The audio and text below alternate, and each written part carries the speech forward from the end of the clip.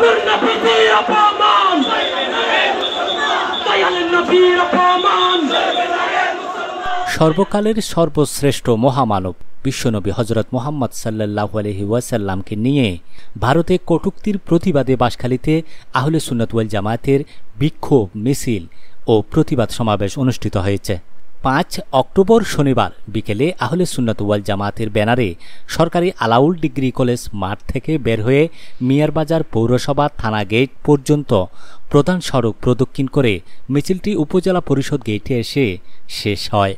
মিছিল শেষে উপজেলা পরিষদ প্রাঙ্গণে মাওলানা আনোয়ারুল ইসলামের সভাপতিত্বে ও অধ্যাপক সৈয়দ মনিরুল ইসলাম আশরাফির সঞ্চালনায় প্রতিবাদ সভায় বক্তব্য রাখেন আহলে সুন্নাত ওয়াল জামায়াতের উপজেলা আহ্বায়ক মাওলানা জাহাঙ্গীর আলম রেজভী, সদস্য সচিব মাওলানা আব্দুল মালেক আশরাফি, যুগ্ম আহ্বায়ক মাওলানা বশির আহমদ, মাওলানা মহিউল আলম চৌধুরী, মাওলানা গোলাম কিবরিয়া, মাওলানা মোহাম্মদ জাকির উল্লাহ রিজভী, মাওলানা আবুল কালাম আজাদ আল কাদেরী, মাওলানা মমতাজুল হক নইমি, ওয়াহিদুল ইসলাম আল কাদেরী, ইসলামী ফ্রন্ট বাঁশখালী উপজেলা শাখার প্রচার সম্পাদক মাওলানা SM শহীদুল ইসলাম, অধ্যাপক সুলতান আহমদ, মাওলানা ইউনুস তৈয়বী, মাওলানা মুজিবুর রহমান, মাওলানা আবুল কাশেম, মাওলানা সুলাইমান, মাওলানা মামুনুর রশিদ, অ্যাডভোকেট আব্দুল আলিম, অ্যাডভোকেট মহিউদ্দিন, আব্দুর রহিম সিরাজি, মাস্টার জাহাঙ্গীর, মইনুল ইসলাম ফরহাদ, মাস্টার আনোয়ারুল আজিম সহ আহলে সুন্নাত ওয়াল জামায়াতের বিভিন্ন নেতাকর্মীরা উপস্থিত ছিলেন। বিক্ষোভ মিছিলে কয়েক হাজার নেতাকর্মীরা অংশগ্রহণ করেন। প্রিয় নবীর অপমান সইবে না রে মুসলমান, ভারতের দালালেরা হুঁশিয়ার সাবধান, বদর যুদ্ধের হাতিয়ার গর্জে উঠুক আরেকবার, এইসব স্লোগান দিতে থাকেন নেতারা।